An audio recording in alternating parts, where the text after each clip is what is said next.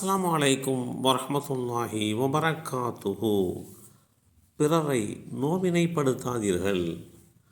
அல்லாஹுடைய தூதர் ஸல்லல்லாஹு அலைஹி வஸல்லம் அவர்கள் ஒரு நாள் மிம்பர் படியில் ஏறி உரத்த குரலில், நாவால் ஈமான் கொண்டு இதயத்தில் ஈமான் நுழையாதவர்களே,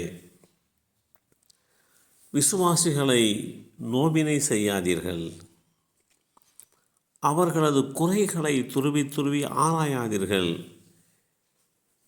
எவர் தனது சகோதரனுடைய குறைகளை துருவி துருவி ஆராய்கிறாரோ அவரது குறைகளை அல்லாஹ் துருவி துருவி ஆராய்ந்து அவரது கௌரவத்தை அழித்து விடுவான். எவர் தனது சகோதரனுடைய குற்றங்குறைகளை ஆராய்கிறாரோ அவர் தனது வீட்டுக்கு மத்தியில் இருந்தபோதும்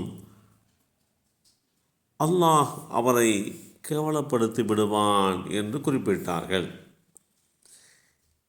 இந்த நேரத்தில் உமர் ரலியல்லாஹு அன்ஹு, அப்துல்லாஹ் இப்னு உமர் ரலியல்லாஹு அன்ஹுமா அவர்கள் புனிதமான காபாவை பார்த்து,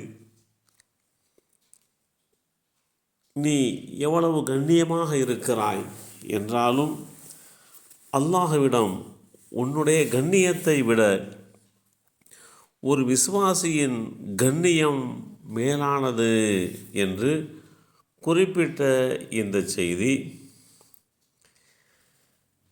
ஸஹீஹுல் ஜாமி என்ற நூலிலே 7985 என்ற எண்ணிலே பதிவு செய்யப்பட்டிருக்கிறது. ஒருவருடைய கண்ணியத்தை கெடுக்கும் எந்த ஒரு நோவினையும் நம்மால் வெளிப்படக்கூடாது. அதை இஸ்லாம் ஒருபோதும் அனுமதிக்காது.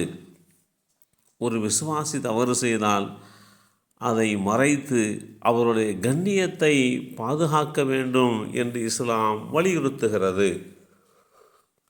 அல்லாஹுடைய தூதர் ஸல்லல்லாஹு அலைஹி வஸல்லம் அவர்களிடத்திலே ஒரு மனிதர் வந்து, என்னுடைய அண்டை வீட்டுக்காரர் எனக்கு தொந்தரவு தருகிறார் என்று முறையிட்டார்.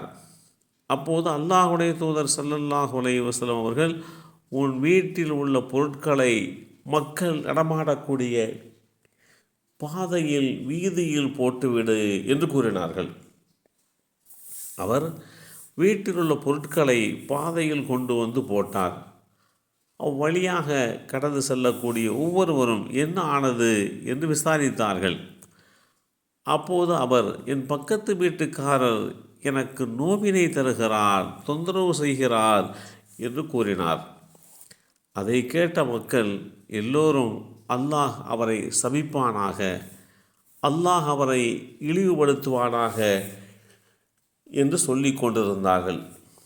இதை பார்த்த பக்கத்து வீட்டுக்காரர் ஓடோடி வந்து, நீ உன் வீட்டுக்கு செல், இனிமேல் உனக்கு நான் நோவினை தரமாட்டேன், தொந்தரவு செய்ய மாட்டேன் என்று குறிப்பிட்ட இந்த செய்தியும் அபூ ஹுரைரா ரலியல்லாஹு அன்ஹு அவர்கள் மூலமாக அறிவிக்கப்பட்டு முஸ்னத் அஹ்மத் என்ற நூலிலே 8344 என்ற எண்ணிலே பதிவு செய்யப்பட்டிருக்கிறது. பிறரை நோவினை செய்வது என்பது மிகப்பெரிய குற்றச் செயலாக இஸ்லாத்தின் மூலமாக எச்சரிக்கை செய்யப்படுகிறது.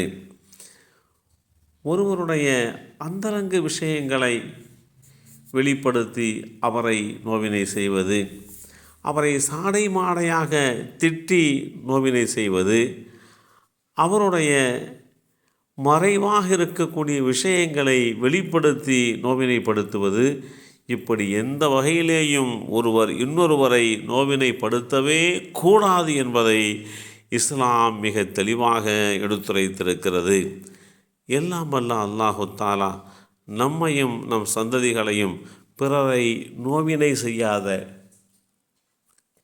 அதே வேளையில் பிறருக்கு நலவு நாடுகின்ற நல்லோர்களாக நம்மையும் நம் சந்ததிகளையும் ஆக்கி வைப்பானாக. அஸ்ஸலாமு அலைக்கும் வரஹ்மத்துல்லாஹி வபரகாத்துஹு.